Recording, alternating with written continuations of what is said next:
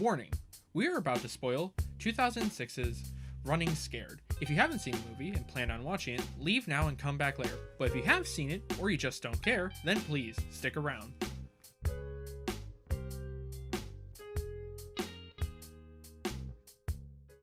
Before getting into this episode, there is a content warning.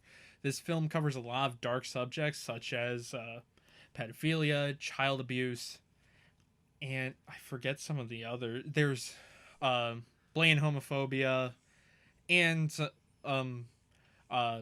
2000s racism, like, being honest.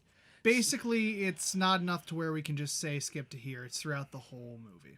So yeah, so if that feels like it's too much for you, then I highly suggest skipping this episode. If not, then you may continue. We could just keep swearing at her because we don't have an opening joke. Okay, that's fine. What the fuck? What? You don't have a fucking opening joke? Yeah, you don't have a fucking opening joke either. Motherfucker, you can have so many fucking jokes. Look, we can talk all day fuck you. about Fuck how this. Fucking long.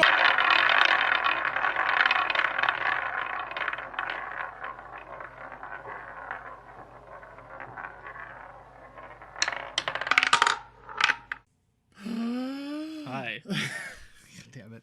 Hello, everybody, and welcome to Cinema Roulette. Today, we are covering a movie that I'm really hoping we can fill out this episode. I think we can. You think we can? This one isn't... I mean, it's not a bunch, but there's still enough to talk about. It's kind of interesting. Mm-hmm. This one didn't hold up as much as the other ones. I will be honest. It's kind of one of those where he rewatched it and was like, yeah, this isn't as good as I remember it. It's kind of the vantage point of this tiny wheel. This fun, tiny wheel of movies that I've never seen before. We're not doing a recap episode of this. No. Fuck you. Yeah. As fun as that would be, we're a little limited on time here, so. Yeah. So today we will be covering 2006's Running Scared.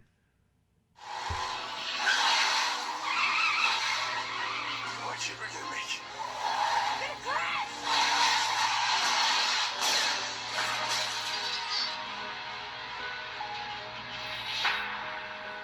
Really love just sitting back, kicking back, relaxing on my vacation, and enjoying that silence that just happened. My nose was itchy. Yeah, it was. Still is. Jeez. So, yeah, this movie it was interesting because I don't even know if I have a preamble to this. I think I'm just going to let you take it away with the synopsis. Okay. Unless you want banter. I don't know what to banter. This one's dark. It gets really dark. It's a little harder to make light of. So This has the edges of the 2000s. Oh yeah, it has that 2000s edge. Especially mid-2000s edge. Yep. But okay. My notes. You can see them now. If you're on the YouTube version, remember for movie month we're recording. I'm going to say all of them, but we may miss a few, or we'll just cancel doing a video because it's annoying. Nah, I'm good with it. Remember Star Wars? Why did you say that? Remember Star Wars? I do. Why did you bring that joke up? Because we cut the video version of Star Wars Episode 8. Ah, yes, we did. The joke works. Yes. But anyway. So, besides opening in a time skip, that's a lot. Well, we open the end of the movie, but it's kind of a lie, so we're going to ignore that. Yep. We go to a drug deal going on. All of a sudden, some ski masked dudes come in, and this all goes horribly wrong. Gunfire opens up. One side of the drug deal dies. They shoot all the people in ski masks who were trying to rob the drug deal, and it turns out they're all cops. Yep. Oopsies. Then we have Paul Walker's character, Joey. Joey is the head cleaner. He's given the guns. He's supposed to throw them away. He doesn't. He hides them in his house, we find out. Yes. But why? We'll find out later. Mm-hmm. Joey hides guns. His son has a friend named Oleg. Oleg is an abused child. I'm not going to crack wise on this. No, it's still pretty hard to watch. I'll give the movie this. It keeps it tamed for child abuse. It never actually shows him hitting the child. Well, he does smack him once, but that's it. There's one smack, and threats of And violence. thankfully, it doesn't get like super intense. So I'll give them that they didn't try to play that for shock value. They took that at least seriously. yeah, But Oleg is abused, but however is friends with Joey's kid. They're hanging out in the basement. They kind of hide because, Oleg doesn't want to go home, and see Joey hiding a gun in a secret wall in the basement. Oleg is sent home. Joey and his family sit down and have dinner. All of a sudden, bullets start ringing out and shoot across the way. Joey gets fucking pissed. yeah, And goes over. Turns out Oleg was he was threatened abuse at home, but head from his father and head upstairs. The father started beating on the wife, and Oleg turns out to have stolen the gun from the secret stash and tries to shoot his dad. He kind of succeeds, but only hits him in the shoulder. Mm-hmm. But now Joey has a problem because that gun is from the crime scene at the beginning of the movie, and if the cops find that ruins the entire operation. Yep. They'll find all the other guns in his wall and connect everything back to the mob. And what doesn't help with that gun is that it happens to be a very distinct piece that's not sold out well on the street, like a specific snub-nosed revolver. So, Yeah, it's not just, it's some Glock. No, this is a snub-nosed revolver with pearl grips, stainless steel. shiny, they keep saying, and yeah, it's very distinct. Like, you would know which gun it was, basically. Yeah. So, he takes his son to go and try and find Oleg. Oleg is running around with a gun now because he just shot his dad. He's running scared, you may say. And I must say, Oleg is a little kid, like 10 years old. Like 10. We're not talking like son, like he's in his 20s. No, he's like 10 years old. If you've seen Thank You for Smoking, he's actually Yes. the kid from that. So Very good child actor. he looks like the bully from Shark Boy and Lava Girl, but is not. He's not. So it means I can't use that joke. Have him expel. That would have been great. But he's hiding in a treehouse. He runs into a homeless dude, a creepy ass homeless dude, who We'll get to that. tries to use him to buy drugs. It's weird. There is kind of a point to this. We'll get to that. Mm-hmm. And because he actually goes to the treehouse to hide out, but it turns out the homeless guy was just hiding there. Yeah, because it's nighttime. Yeah. But Joey and his son are still looking around. Joey's kid's kind of worried because he heard his dad basically say, "I'm gonna fucking kill that kid." And he doesn't want his friend to die, which is fair. So, the homeless guy kind of kidnaps Oleg, try and get drugs. Big shootout happens with the drug dealers, and Oleg runs off again with the gun. Joey makes it there too late, so he's still on the lookout. Oleg runs into a hooker, helps her get away from her pimp, and then a hooker in blue. Oh wait, sorry, call girl. She doesn't die, so yeah. For all you who get that reference, you're great. Archer jokes. Well, I wasn't actually going to tell him. I was going to, Too bad. Okay. Oleg saves a hooker, and she helps him get medicine because he has asthma. Mm-hmm. Joey is called by first a dirty cop who's like, "Okay, you guys give me money, and because I know all this shit is connected back to you, so give me money, and all of it goes away." Yeah. And the dirty cop looks like Richard Nixon. He totally does. I don't know if that was intentional or the actor just looks like Yeah. Richard Nixon. Either way, he's really good at putting on a mob accent. I really liked his Chicago accent. But they're in Jersey. They are in Jersey. And then Joey also has to go to his family. Not his real family, but the mobster family. And they're like, "Yo, Joey." Hey, buddy. One, might be a mole in our group. Worry about that. Also, where's that gun? Yeah. And during this, because he's still dragging his son around, and they're at a diner, Oleg and the call girl come in, and they're having they're having a little meal. So Joey's kid is like, "Yo, Oleg, let's go to the bathroom," and they hide the pistol in the bathroom. Easy peasy, instead of just bringing it to his fucking dad. Yeah, that was a little aggravating because this all could have been solved if he just got the kid, went in the car, and drove away. But they hide the gun. Then Joey's kid kind of slips up while they're driving home, and it's like, they won't find the gun. So they drive back, but the gun's gone because the janitor found it in the toilet. Yep. Also during this time, Oleg gets caught by the cops, and the cops don't believe his story because he's still trying to cover up for Joey. He's like, oh, I found the gun just lying around or at school, whatever.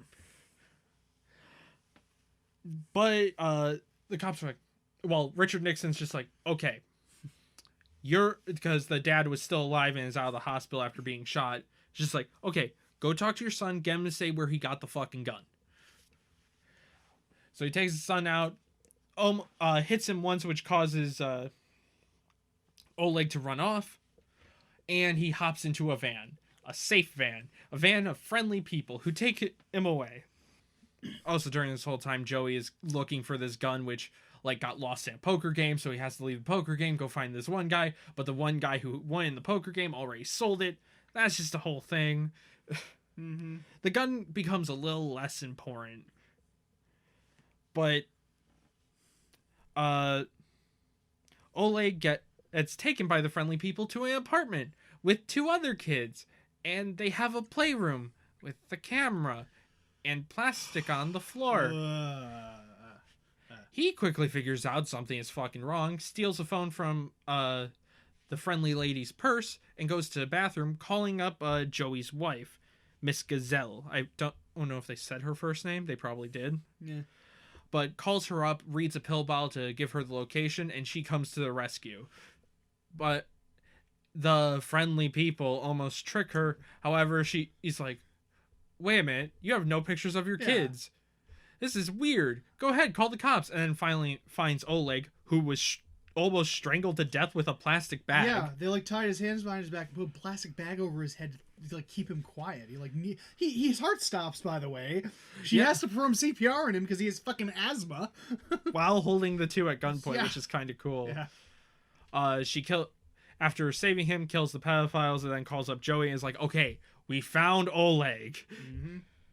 Joey, he takes Oleg for a drive, okay, what the fuck is trying to get a hold on the situation? All of a sudden, his mobster friends come up again and take him and Oleg to a secluded spot, kind of talking like Joey's the mole, but suddenly one of the head mobsters shoots a different mobster, thinking he's the mole. Joey basically dodges a bullet because of this. Then they head to they're brought to a hockey ring where the dad is waiting, and they want Oleg to admit where he got the gun. Joey keeps telling him not to. They torture Joey with hockey players. It's really weird. They hold him down and keep slapping a puck right into his face. Which, yeah, that would actually really hurt. Have you ever held one? Those things are fucking hard. Yeah, and they go fucking fast. Oh, yeah. I forget the reason. I forget kind of the pacing here.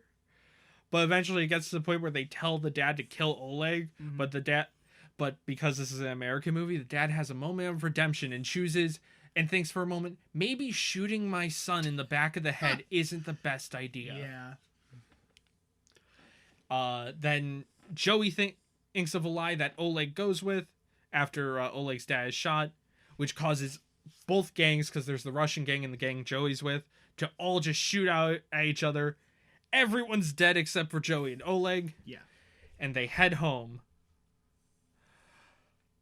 But for some fucking reason, the film keeps going.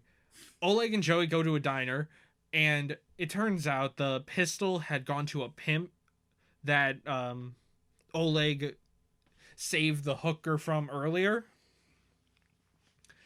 Dude wants revenge, but luckily Joey gets in the way of the bullet, kills the pimp. They drive home as Joey is slowly losing consciousness. Oleg's mother kills herself, and this is seriously something that kind of happens. Yeah, it's weird. It's weird, dark. They go home. Joey seems to bleed out. We see his funeral. Miss Gazelle adopts Oleg. After the funeral, they head to a house on the ranch where it turns out Joey faked his death somehow. Even though he didn't need to, because he was a cop, and that would have cleared him. And Oh, yeah, it turns out I'm pretty sure I said this, but he was the mole. That's the whole reason he had the guns, is he was saving it as evidence. Yes, so... And everyone that was involved with that case was dead, except the cops, so... Why fake your death? I fake your death? I don't know. I guess it has for a happy ending where they're all together. And they don't have to live a life of crime anymore. The end. And that was Running Scared, and then they have probably the best part of the movie, the credit sequence. The credit sequence is cool and tells us something about the film. Should we just go into that right away? Let's just go into that real quick, because the whole film kind of has this, like, fairy tale analogy type thing. Editing is hard. Hi. Hello, everybody. Yeah, they have kind of this whole fairy tale analogy thing, which I really wish they would have made more overt and more clear in the film. Because as you're watching the credit sequence, I'm like, oh, I get it now. So yeah, the director's whole idea was to make a sort of dark modern fairy tale, like the call girl Oleg runs into is in blue because she's the helpful blue fairy. The pedophiles are called. Their last name is Gretel. Mm-hmm. So yeah, Hansel and Gretel. Haha. The dad's the wolf somehow. The big bad wolf. I don't know. That one's weird. I didn't get that one. Because he's still a bad guy, I guess. I guess so. But yeah, that was the idea. That's why there's so many trials and tribulations throughout the night. Yeah. Like the homeless dude was some creep, just supposed to be some creep type deal. Oh god, the homeless dude. What, you don't like extra hairy Jimmy from Hardcore Henry? I just found the character funny. Actually, he looks like the Jimmy that gets burned by on the bus. Yeah, that's what I was thinking. Yeah. I don't know if that counts as a spoiler. Maybe, but Editor, you decide. Yes. Was that a yes, that's a spoiler, or the yes, the editor decides? You decide. Okay. Oh, I'm editing this one. No, I don't know. I am now editing this one. He's it's now canon. officially editing it. That's it. I said it, so therefore it is. Canon. I am God when it comes to this. I guess. Yeah, I'll give you Slevin, so we'll both have a movie. Anyway. All right. Segues are hard. So yeah, I think we need to get the editing out of the way. That's a big one. The editing is stylized, but it doesn't always work. There's I would say 80% of the time it works, but there's a lot of moments where I kind of just laughed out loud with how over dramatic it was. Like every time the camera went in, it was like a whoosh, like a dramatic swoosh sound.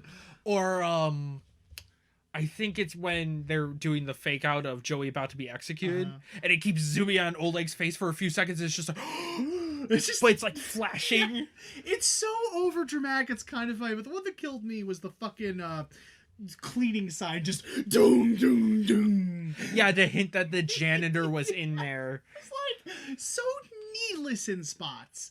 And the one I also found funny was the homeless guy just kind of swooping him in real fast and then going in him. Oh yeah, because Joey tries to run away, and then they speed up the motion, and he swoops in, grabs him, brings him into the bathroom. It's so fucking random. I'm sorry, the homeless character, he was so over the top creepy. He was always in shadow. Had to hey kid, alright, come here. It was just so.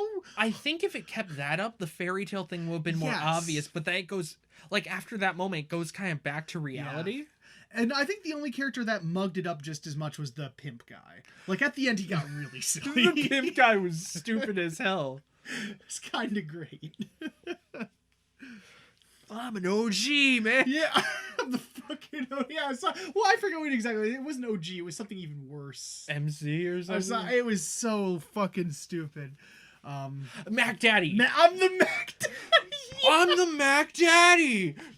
Trying to hold the gun up. It's so dumb, but yeah, when the fast editing works, it really does work. There's a lot of really clever transitions that I really loved. So.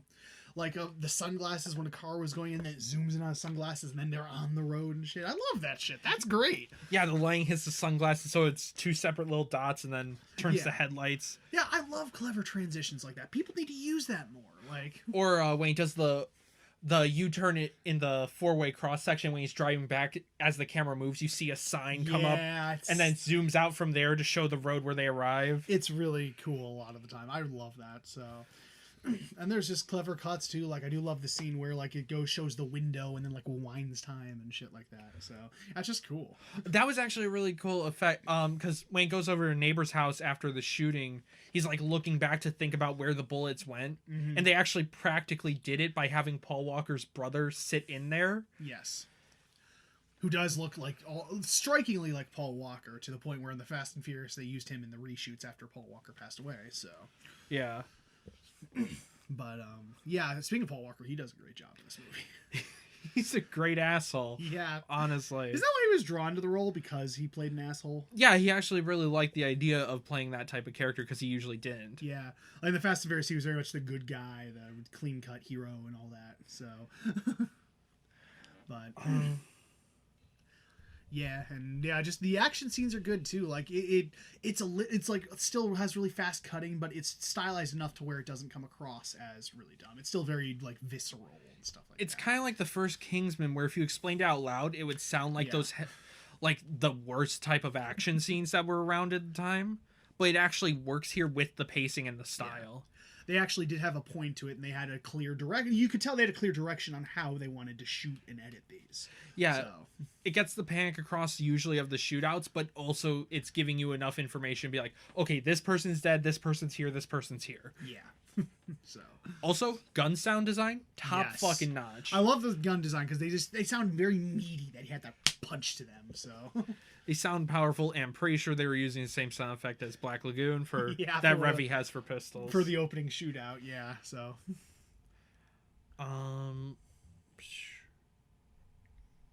Trying to think here.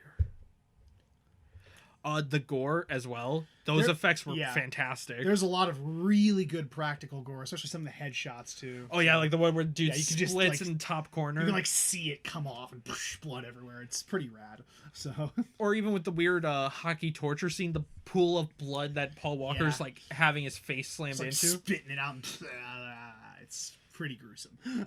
Also, just having that in with black lights. Yeah. That's cool. It's cool, and the reason he did that was for censorship, actually.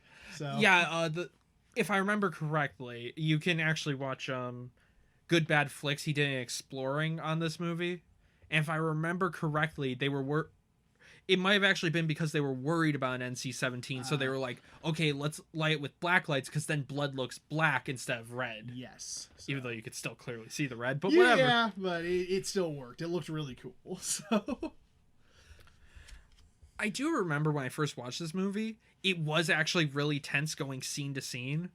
But second time through, I'm not sure how well the tension came across it for was you. pretty good. There was some good tension. Like I like the diner scene. That was tense. There were some good moments. I didn't know how it was going to be resolved either. But I think just some of the silly editing kind of ruined it just a little for me. That's fair. So Also, Oleg did a really good job for a yeah. kid actor. That's what I'm saying. Both the kid actors do a fantastic job. Both. Oh, what?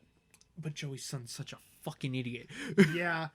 Something that's aggravating about this movie: nobody fucking listens. Not a single He goddamn keeps person. telling them to get back, get down. There's gunshots going off. They start following him. No, get back. Keep following. No, get back. Keep following him. Joey, stay in the car. Comes in. No, Joey.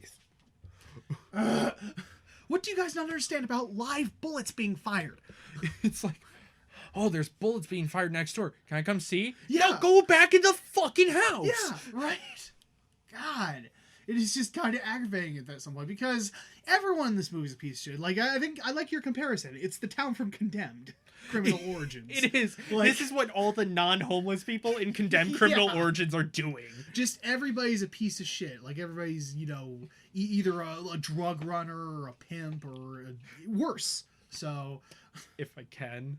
I don't know why. I really want to put the clip in from the opening of Condemned where you first use your gun. yeah. It's like, this is NY, this is the police. Come out with your hands up. Fuck you! Yeah. That's all you hear. Which is, of course, justify enough to shoot him. Yeah, right.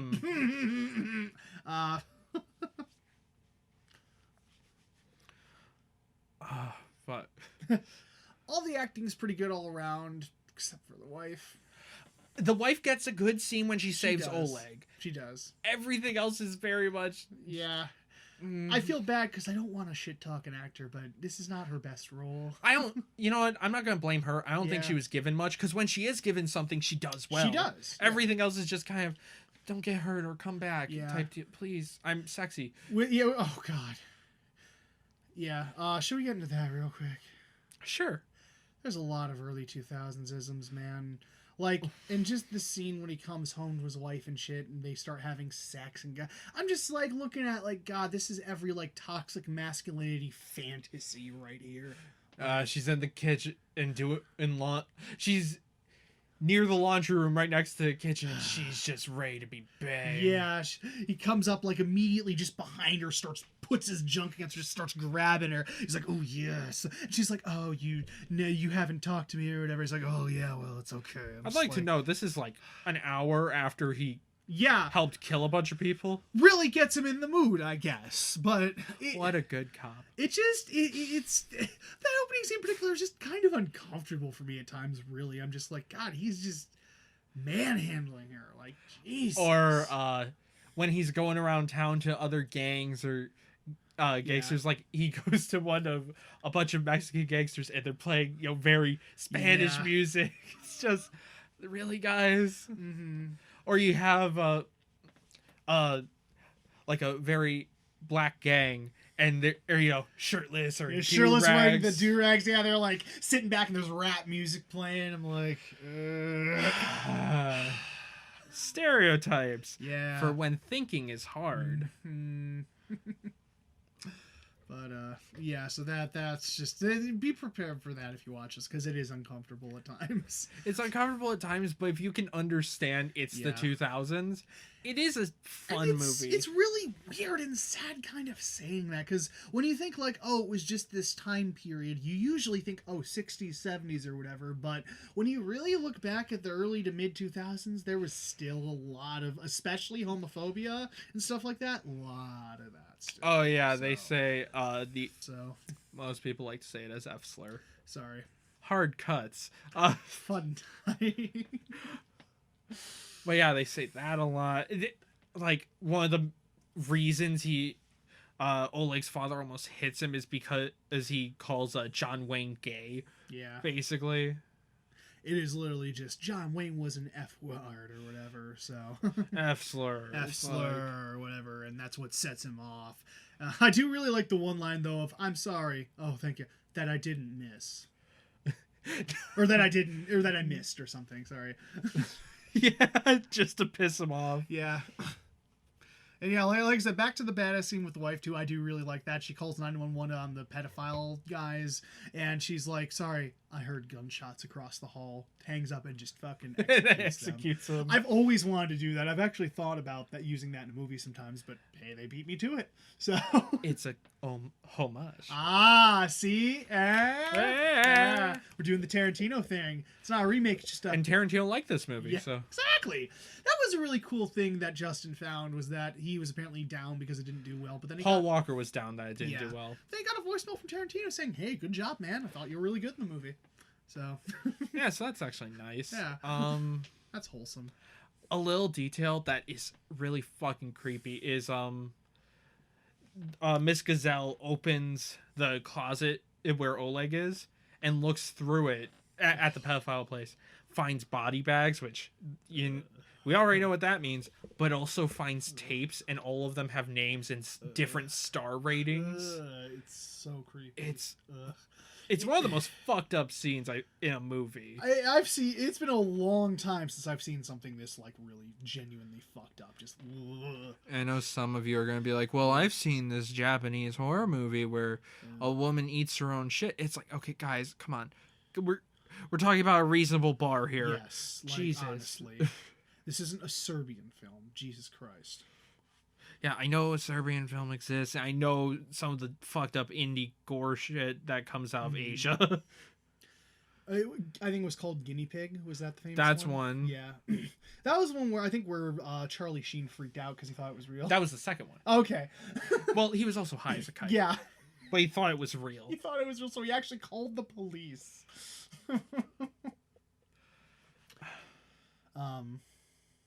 But yeah, so...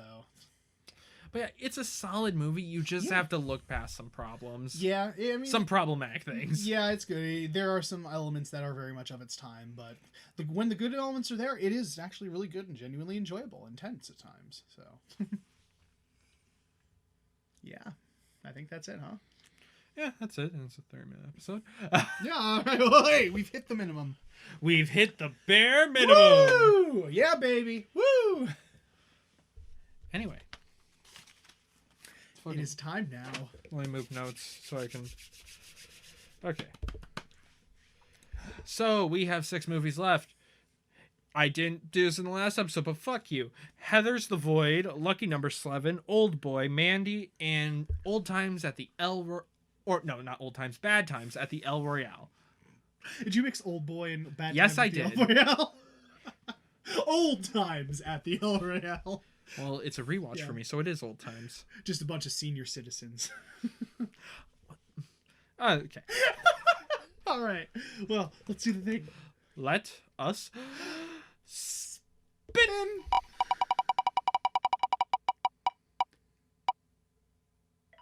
Fuck.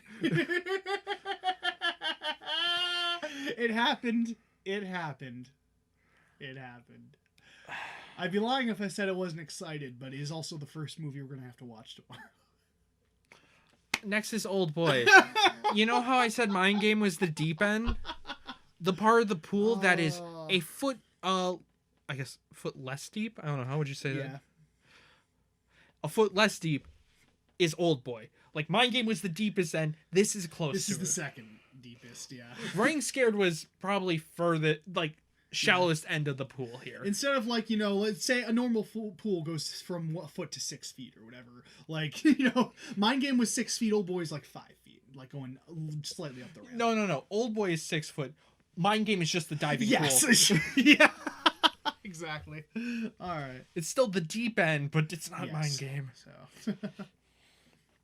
I'd like to remind you, Cameron has not seen Old Boy, so if you know the movie, you know what's coming. I the only things I know about Old Boy are the setup, the famous hallway fight, and that he eats octopus. That's Yep, it. live octopus. Live octopus. That they actually did. That's all I know about it. So, I'm in for a surprise, guys. So, see you next Wednesday. Yeah, see you then.